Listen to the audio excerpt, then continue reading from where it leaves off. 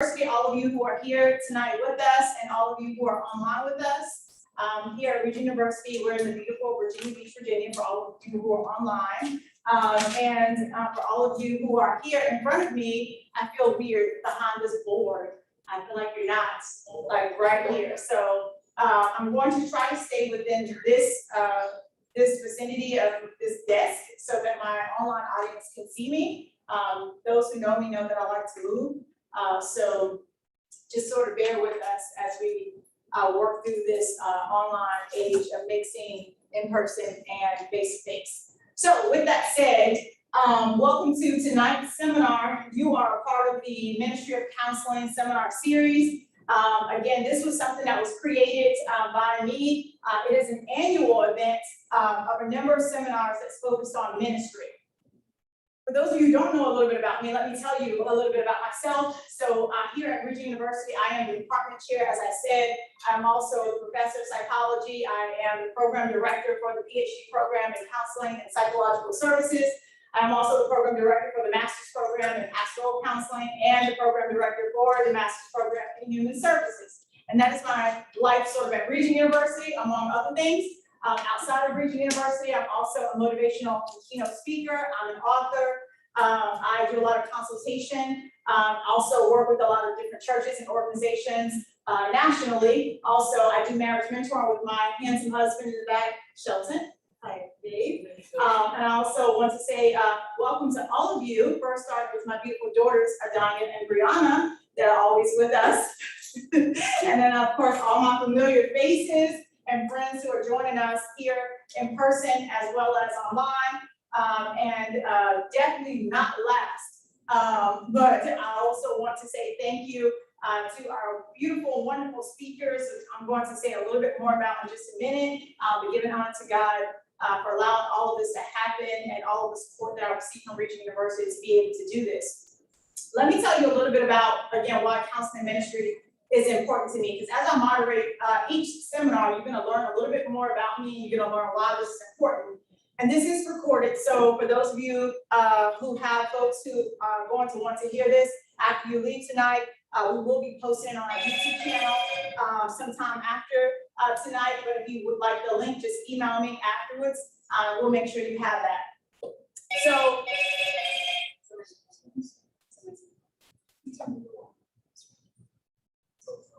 That's okay. It's okay. It happens. So counseling ministries is really important to me. One of the reasons I decided to come back to Regent, my background is as a doctor of psychology, clinical psychology.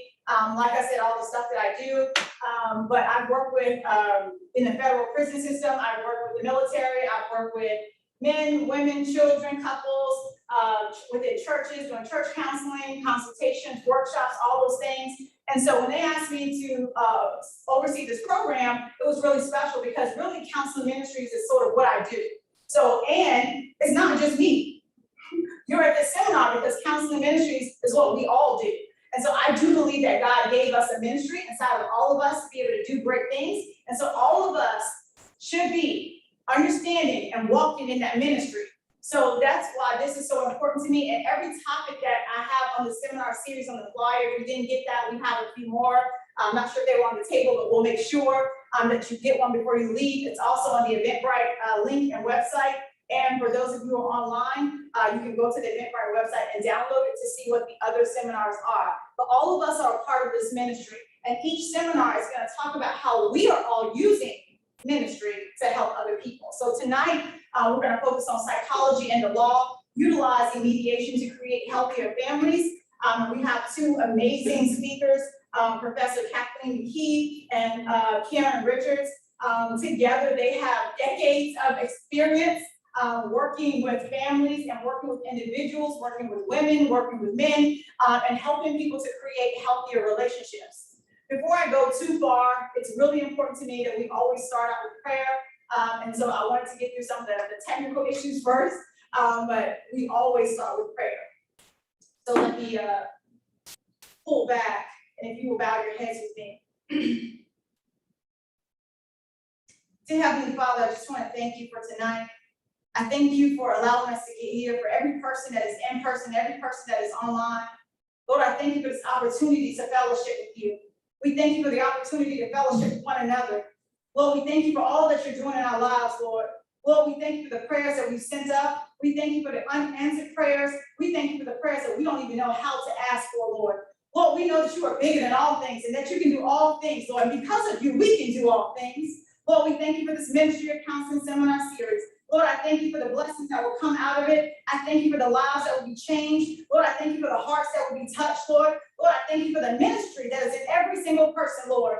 And as I spoke a week before, Lord, I want to push every person that comes, Lord, just to these seminar series to walk in their purpose, Lord, to know what their passion is, Lord, to help them, Lord, just to pull it out of them, Lord. Help them to walk in their calling, Lord. You gave all of us a purpose.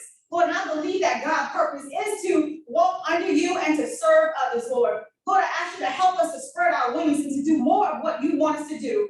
Align our purpose, Lord, with your purpose, Lord. Help people know that this is not a secret, Lord. Lord, I ask you to break the chains, Lord, that they're going through, the generational chains, the historical chains, Lord, the things that making them say, Lord, that they can't do it, Lord. Let them know that they can do all things through you, Lord. Lord, we thank you for tonight's fellowship. We thank you for the speakers. We ask you to bless them, Lord. We ask you to give them the words, Lord, just to speak tonight. We ask that you decrease us as a moderator and speakers and increase you, that you bring forward a word, answer a question, speak into somebody's heart, somebody's life, somebody's situation, as they may be going through a situation. You may know someone. Those of you who are listening, listen for yourself. Listen for somebody else. Listen to see if this is a ministry that you ought to be a part of. Lord, we thank you for all that you do. We thank you for who you are. We love you and we praise your holy name. In Jesus I pray, amen. Amen. So as we move into our speakers, I'm going to just again start with them and let them sort of warm up the audience. And we will start with attorney Kathleen McKee, who is a professor here at Regent University. And she is also an amazing woman with a long history of working and advocating for others. And she is just full of wisdom. And I chose these two because they are just amazing. I've been telling everyone that that's just what it is. And so when I was thinking through this topic, I wanted for them to share their wisdom as they shared with me. And so I'm going to ask Ms. Kathleen, attorney Kathleen McKee, to open up and just to say a few words about herself and why this topic is important to her. Well, I have had many different jobs at many different places.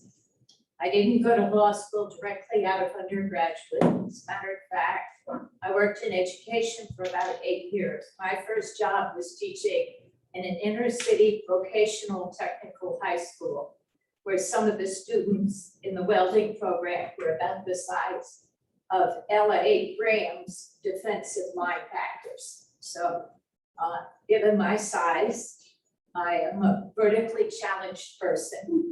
So I had to think of alternatives for resolving conflicts because, frankly, they were bigger than me. But the reality is, in the course of working with the education system, I realized that I did not like the way that school administrations sometimes interacted with parents and how they failed to establish a collaborative relationship between the school and the parents to produce the best results for the children. And so that motivated me to want to go to law school and to work on issues that impacted children. I have been here at Regent directing our clinic, in which third-year practice students are able to represent actual clients under my supervision. We assist low-income households, and a lot of the work we do relates to domestic violence. But in our child advocacy clinic, we're also working on teaching parents how to navigate the system to secure an individual educational plan for their children. And what I've learned over time is, reflecting on my own life experience, because I'm a child of the 60s, is that we began a cultural movement in which we put ourselves at the center of the universe. If it feels good, it's okay for me to do it. That's the child of the 60s.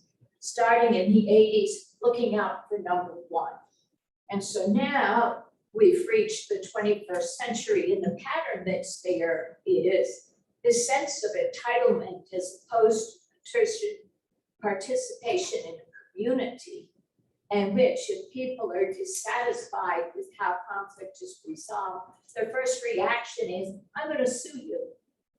And to give you a sense of how pervasive that is, in the General District Court in Norfolk alone, they deal with somewhere between 110,000 and 120,000 lawsuits filed each year.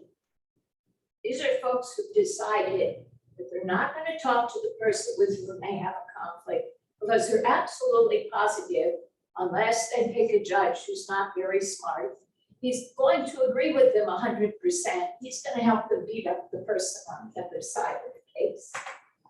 And so to me, that's just not the way the court system works. And what I've handed out to you is a sheet that has 2 columns on it.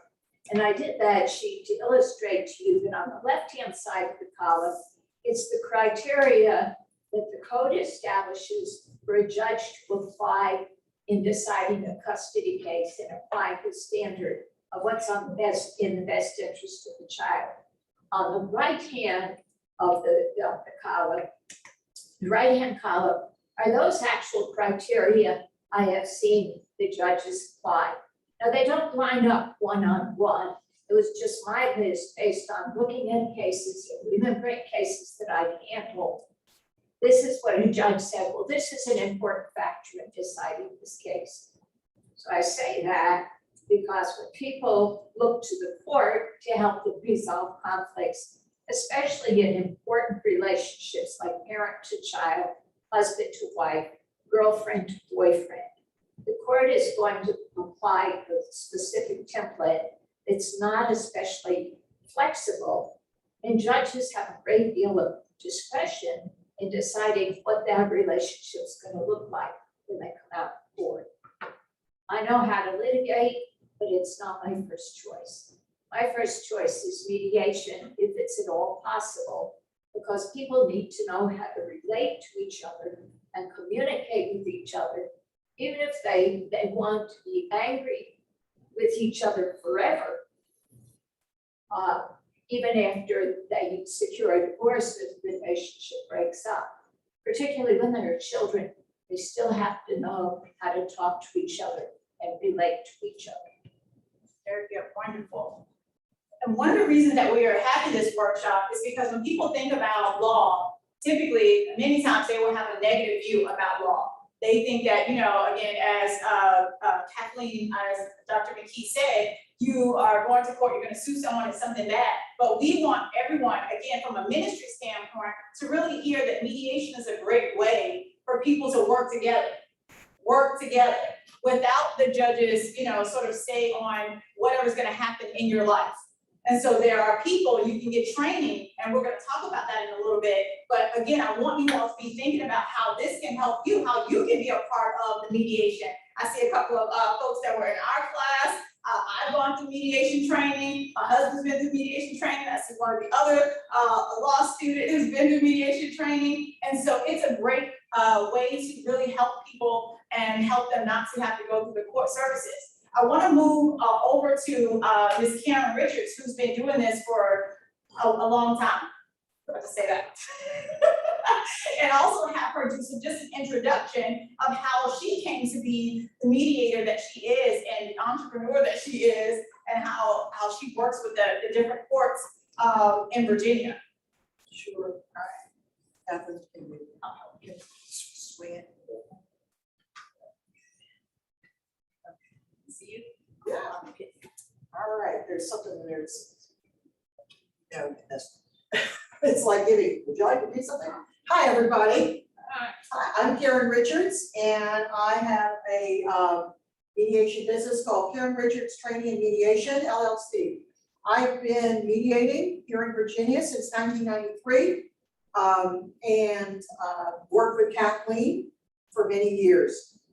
I have my bachelor's degree is in journalism. So I started out in journalism in the 1970s, in the mid-late 70s, moved out of that into public relations for nonprofits, And then when we moved into this area down here from the DC area in 1987, and I began to look at some other options and worked on a master's degree at the same time. But really my whole focus, and actually my husband's too, for different, is mediation. It's when I took mediation training, and then since then in Virginia, we have certifications at different levels. And I have all those certifications. I think you do too, Kathleen. So as well as we mentor mediators and do training. The Supreme Court of Virginia, the certification program for mediation in Virginia is through the Supreme Court of Virginia. And so they have criteria, standards, et cetera, that as trainers, because Kathleen also does and trains what we call core mediation classes. We're independent, we don't work for the court, but our classes have been approved to meet their curriculum that they ask us to do, but we have some leeway as to how to do it. And so I have done a lot of mediation. My private practice, I started in a community mediation center that was here in Norfolk for many years. It closed in 2012. And then many of us that's how we all met and spun into our own private practices or did other things. But I've worked with a lot of families. I've worked with individuals because families are in general district court too. I mean, we're talking families, children. But when you're going through and you're an eviction, and you know, where am I going to put my children? Where am I going to live? I'm going to lose the roof over my head. So mediation can be helpful in those cases in court if the parties want to do it, and that means the landlord too. Mediation is voluntary in Virginia. That's not the case in North Carolina. That's not necessarily the case in other states in the country. But in Virginia, as it came through, it is a voluntary process, so all the parties have to agree.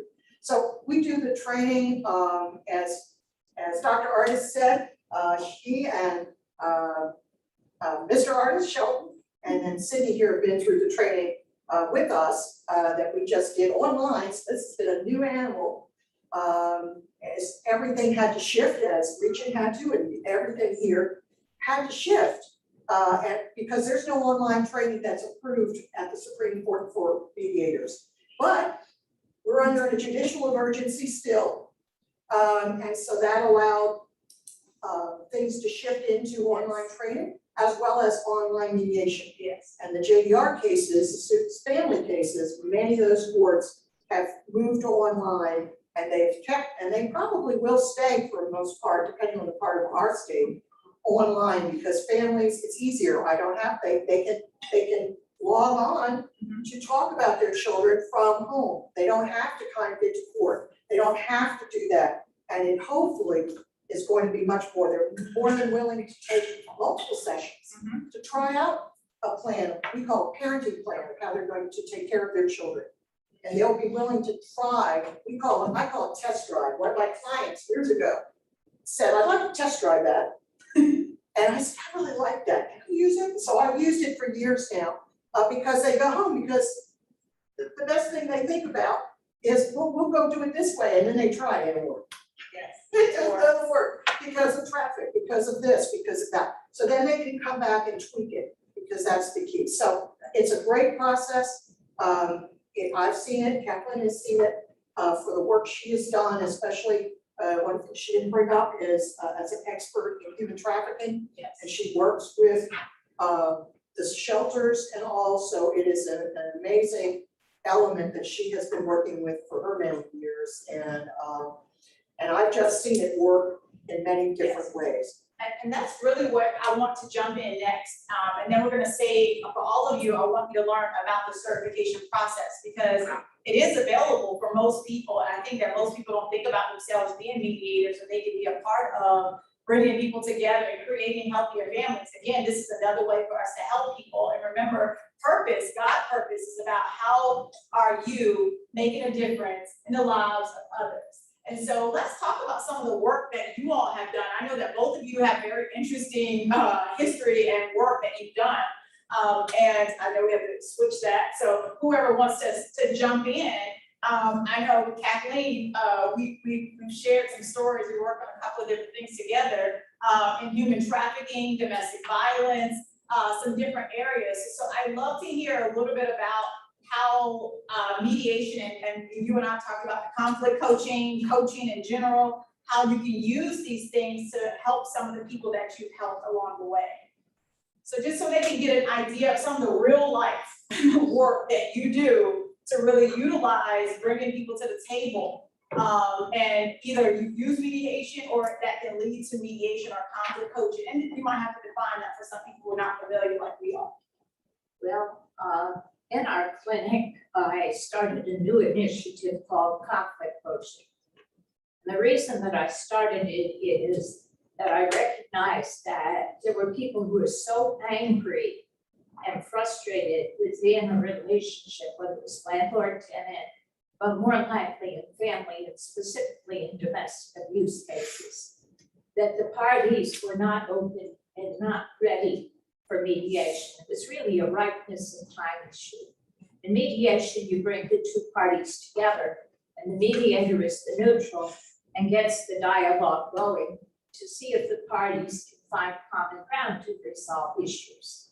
In conflict coaching, you're dealing with someone who has such a high level of anger or conflict, who is so emotionally distraught that it really impairs their ability to be in the same room with that person and to have a dialogue with that person and to even hear what that person is saying. And I'll give you an example.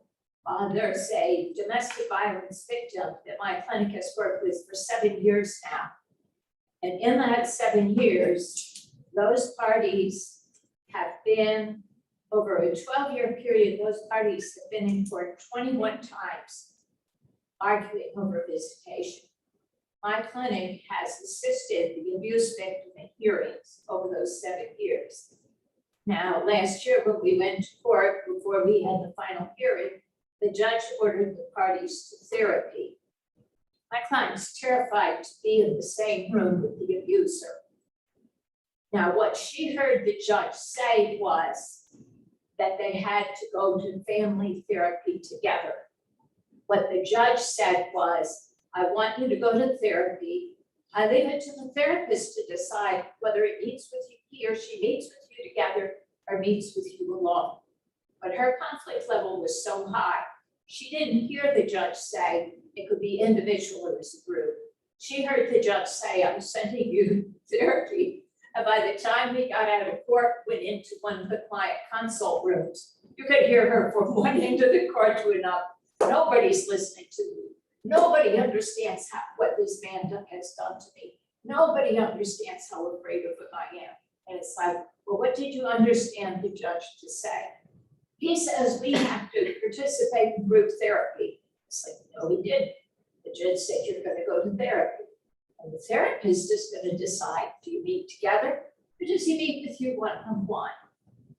The other thing was, because this person has filed so many petitions with the court to try and get her punished, that I filed a motion for sanctions in the form that the court would not allow him to file anything else unless the judge had reviewed it first and approved it for filing.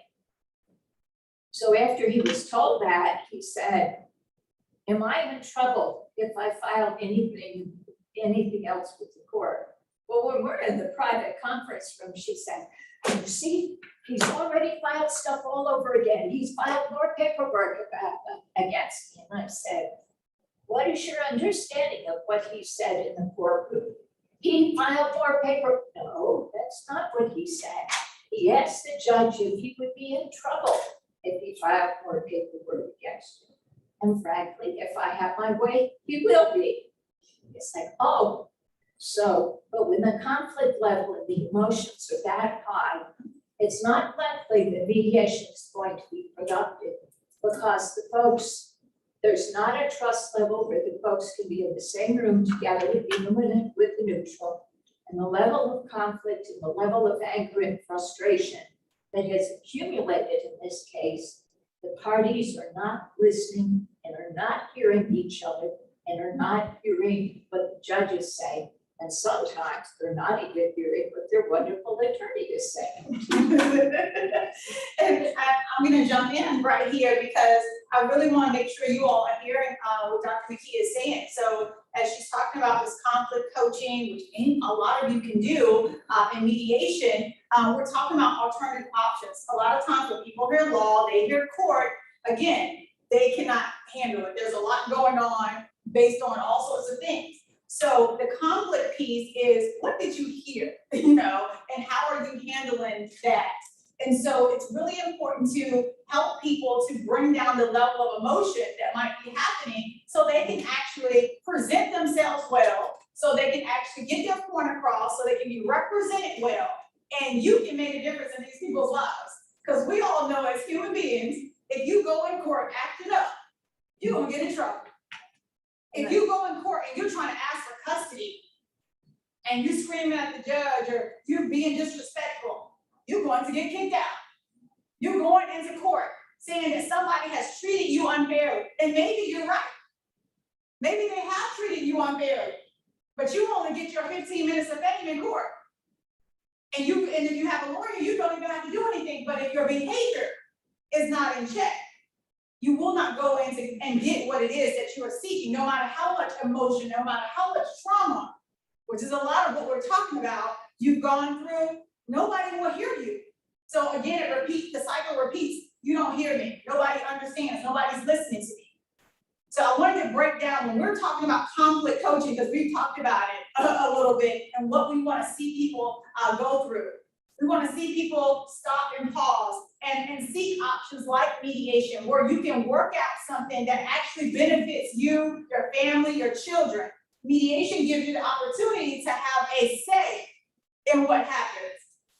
Because a lot of times when the judge's decision gets made and that order is handed down, what does that mean?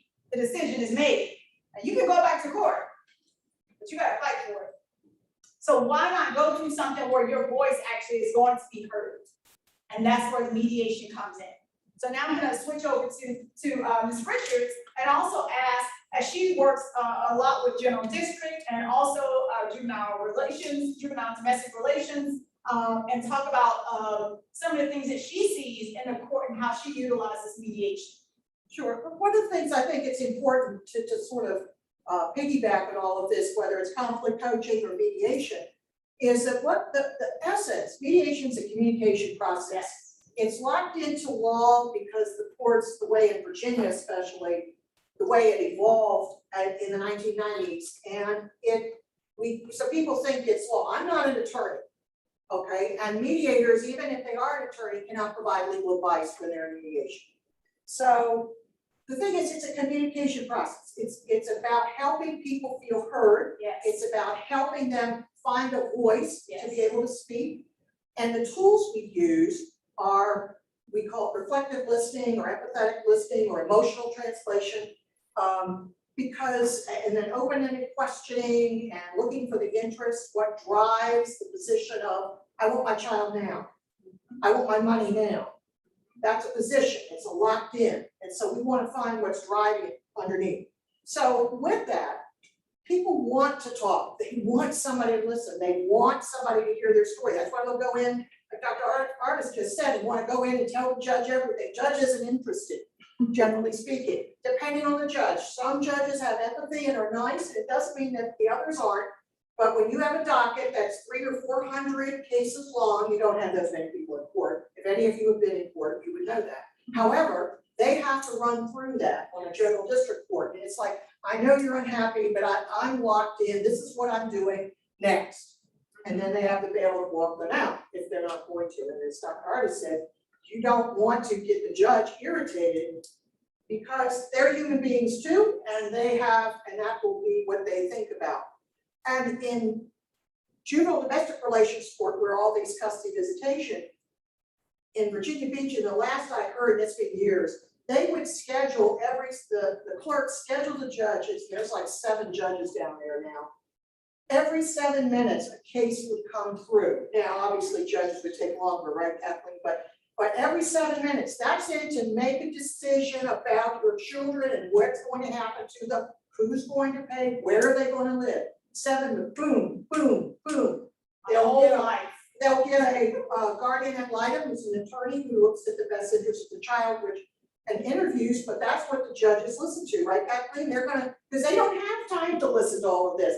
The guardian ad litem says, I think the children should be X, Y, Z and do this, and the judge probably goes, okay. And then there may be some argument if they're there without attorneys especially. Anyway, so mediation gives them the option to have that conversation, to be in control of that outcome, whether they're in any court or even privately. You can have that conversation. You can figure out who's gonna pick up your children and how. All the judge says, reasonable liberal visitation. But what the heck does that mean? How are you gonna do that? How are the children? And they already communicate lots of times. And so that's what right, Kathy? So that's what mediation allows us to do. But parties have to be willing to want to participate. And that's a hard thing to do. It really is. And right now with the pandemic, just to add this in, because we have a state conference of mediators going on online right now, and I was in a workshop 2 nights ago with my training colleague, Andrea Palmisano, who's gonna be here later on during this series, I think. And she did a workshop for mediators about the effect of the pandemic on family as well as mediators, what we're going through. And the statistics are showing that short-term marriages, those that aren't really long, began when the pandemic began in April 2020, we're looking at divorce. The statistics are showing an increase. They don't have the tools to get through this difficult time. That's the thought of it all. So they have a resiliency in relationship to know what you can get through from a longer term, or it was already on rocky space and this pushed it over. And it's continued, the pandemic is continuing, and just when we thought, oh, it's all coming out, we're good, boom, we're hit again. So emotionally, the curves that are going on is just like a disaster curve. Is that, so anyway, just wanted to bring that up, that's another layer we're dealing with. And sometimes I think people are more positional right now, locked in, because that's the only thing they can control. Yes. It's the only thing they can control. And let me say this about some of the real issues that people are going through. So I was over here having an inside joke moment, as Karen was talking about couples and them not, getting out and then having to be inside and closed up so much in the short-term marriages. My inside joke, since I do marriage counseling, was that did you really like each other in the first place? And so those of us who are married, you gotta like each other.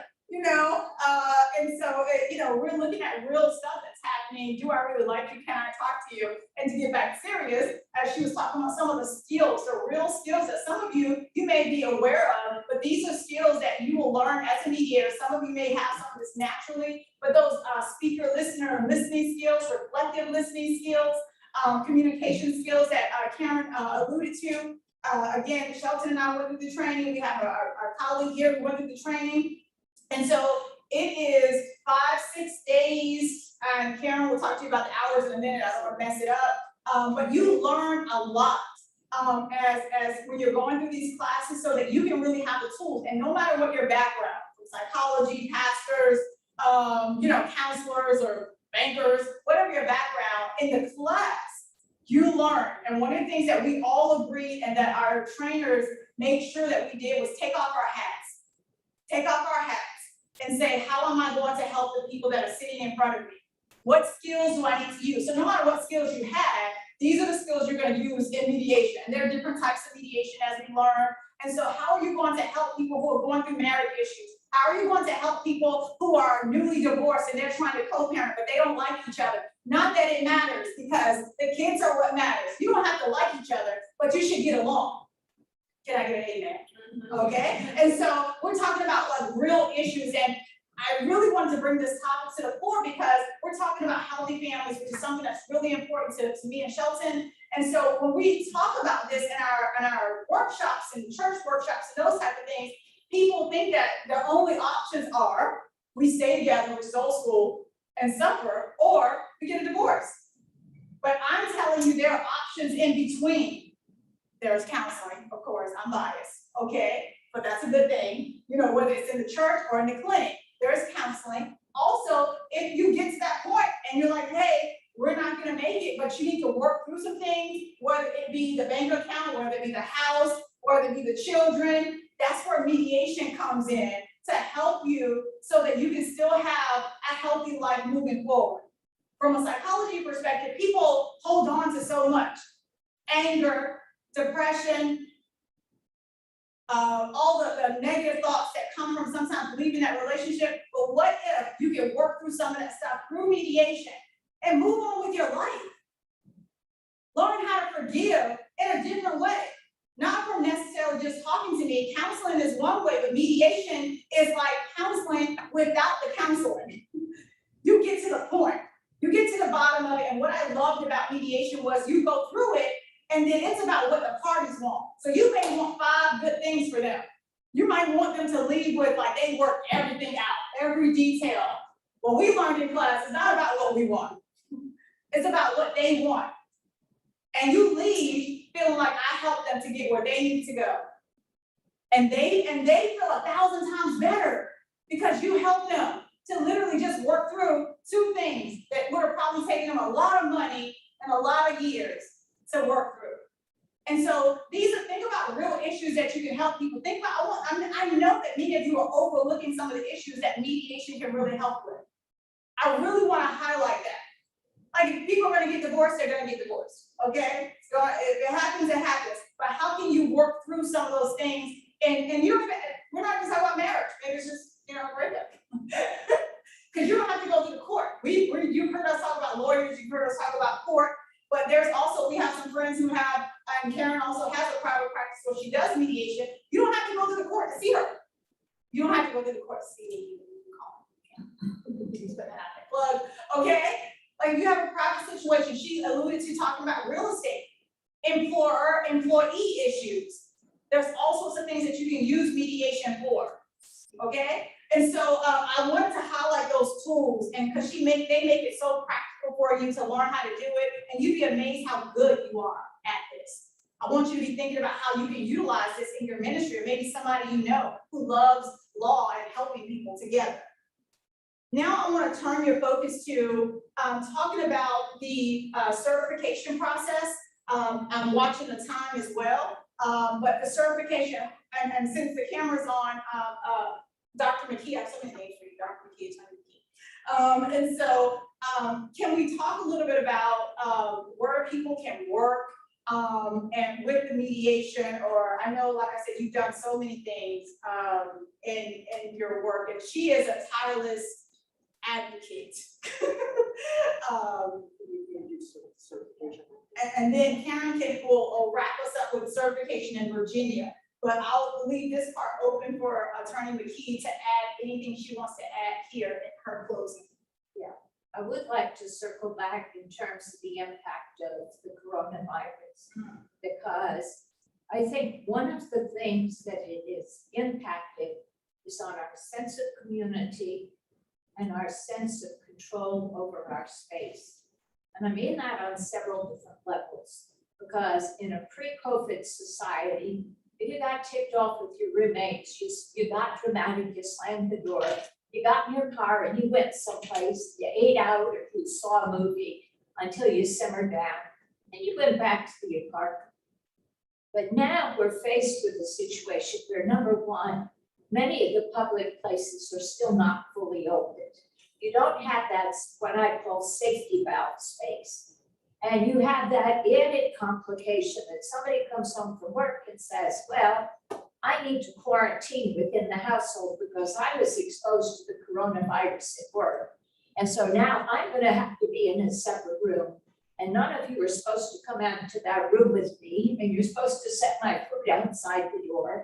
And I'm not supposed to interact with the pets anymore. I just finished the Regent training on what I'm supposed to do with regard to COVID.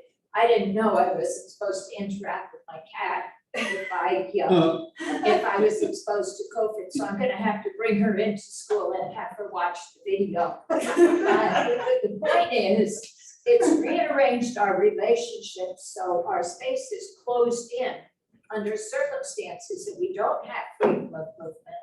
And then to me, the most special part of my job as a teacher is interacting face to face with the students I have, because we have incredible law students here.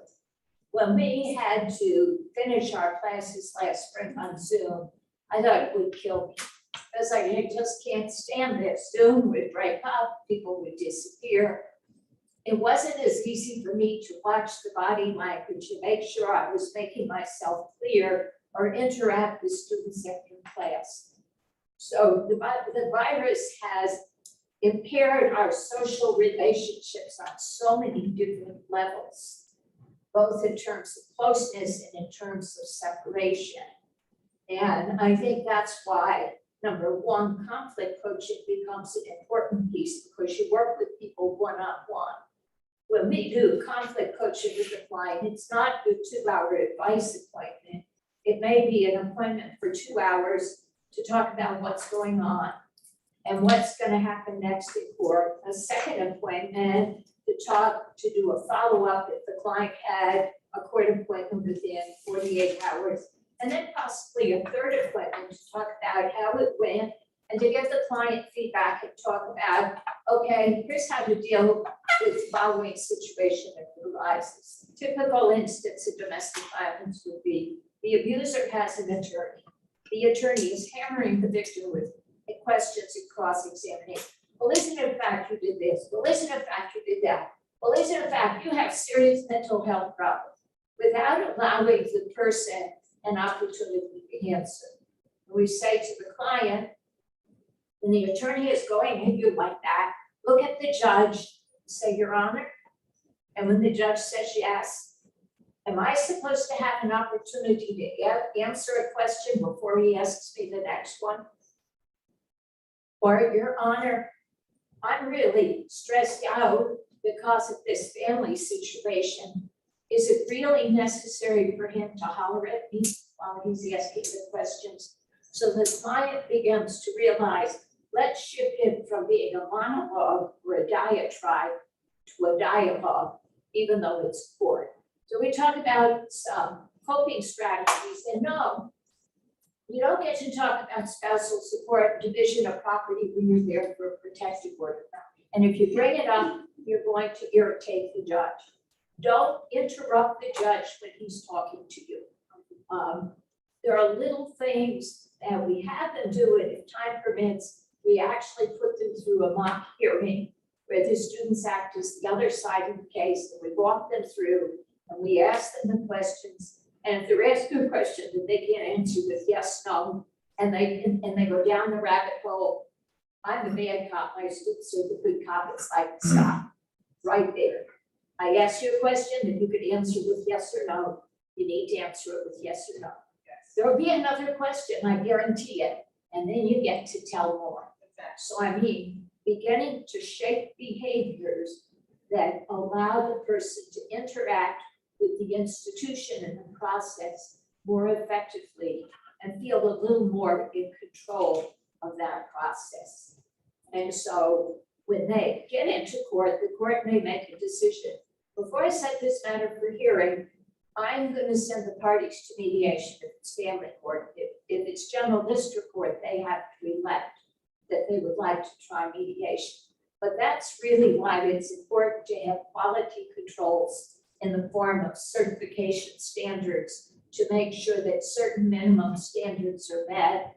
And if that mediator ends up assisting the parties in resolving the conflict and reducing it to writing, that there's the quality in that written agreement that it doesn't plant the seeds for the next conflict. And so I'll let Karen talk about the process of certification. Great, thanks. So just pull that, sorry for everybody online, but the camera went backward. So, because I know we don't have a lot of time left.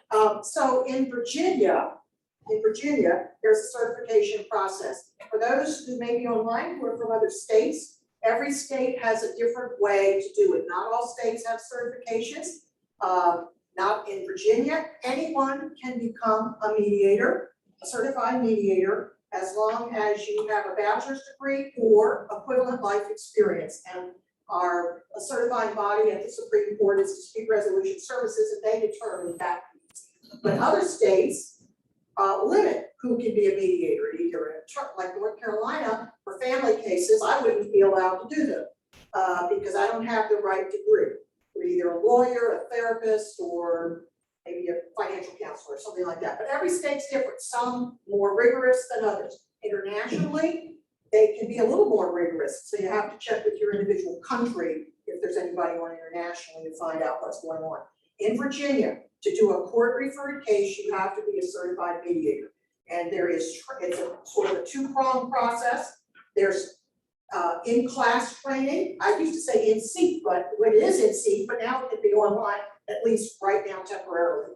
And a practicum, where you work with mentor mediators doing live casework to be able to, and then we evaluate you and say, yes, they can go on, yes, they can't, and the Supreme Court then does that. Depending on the level of certification you want, you would have to go through a certain, there's sequences of classes. If you're interested in civil situations, landlord, tenant, employment, etc., there are 2 classes that you have to take. If you want family work, the custody visitation support, there's 4 classes. And then if you want to work with the circuit, which is advanced training, there's 4 classes and certifications that go along with each one. I overlap too. There is some overlap, so the base foundation course that everyone has to take is basically a general mediation course. We call it conflict resolution and mediation skills training. That's what we call our course. There are a couple of other training locations in the state, and they have different names. But everyone has to take that unless you've taken a course somewhere else in another state. The Supreme Dispute Resolution Services will look to see if there is some reciprocal. They do not just rent it outright. So they would make that determination. And then everybody, as long as you're not a Virginia licensed attorney, have to take a 4-hour course in the judicial system. Then you go to a family class, an 8-hour class in domestic violence and family mediation. And then the circuit trainings are advanced trainings, either in family with property or multi-party disputes on the civil side. The courts do refer cases, and it's free to the parties. We get paid, if we're doing court referred work through the state budget, it's not a lot of money. It's very little money, as a matter of fact, in the reality, but you can also have a private practice or put it within a business line you already have, a counseling practice, or working with as a community member, a religious member, in your ministry. So there's lots of ways. I have some business cards here. You can go to my website if you would like to, you need to send that up to the Zoom. Okay, it's KR for Karen Richards, krtrainmediate.com. It's all one word. And on my website, you can cruise around and read much more about the process for the courses and also the mentorship process, which is a practice in working with live cases and live mediators. So Yes. so online though, Yes. for some. The training is amazing, so do go to that website and just start there with your research to find out more information about how to become a mediator. Again, Karen does a great job, and all of the folks that she works with that are trainers, they're just amazing. They make you laugh, you learn a lot, you get in groups, you meet new people from all over the state, they make you role play, but it's really fun. Did they make you cry? They didn't make us cry, but some of us we're quite some characters. I think some people, they really got into this role playing thing. So you get to be the mediator, you get to be the client. In various days, it's structured. They give you all the handouts that you can stand. At the end of each training, we receive our certificate and certification, or certificate for that training. And they make sure you have everything you need to be able to send up to the Supreme Court to become certified by the Supreme Court. But also, as she said, if you also want to go through the training and do just the trainings and you're not interested in working with the courts, you can also sort of begin your own practice or business, actually doing mediation as well through your church or your organization or nonprofit or whatever you want to start. But I would suggest getting the training I'm going through so you can make sure that you do no harm and that you really help people or really have the skills to do that. But I hope we've highlighted another ministry that you all can be a part of. If you have questions for me, please feel free to email me at cartist That's cartis@regent.edu. Of course, my information is all over the flyers, and I'm Googleable, as I like to say. So you can reach out to me if you have any questions regarding the seminar. Also, you can reach out to Attorney Kathleen McKee, who also is a professor here at Regent University and is also Googleable. And I will send out a thank you email that will have her information. And I just put Ms. Richards' information in the Zoom chat, but I'll also send out her contact information so that you can learn more about how to become a mediator. Again, like I said, decades of wisdom. We only touch the surface of what they do. And so, let me see, Attorney McKee has something she wants to add? I wanted to leave you with one closing thought. Then there was a dispute settlement center. I routinely mediated both general district court and family court cases over there. And one of the cases that was mediated over there, not by me, by another mediator, but shared with me, I think showed the potential that mediation has not only to resolve conflict, but to move the parties towards forgiveness.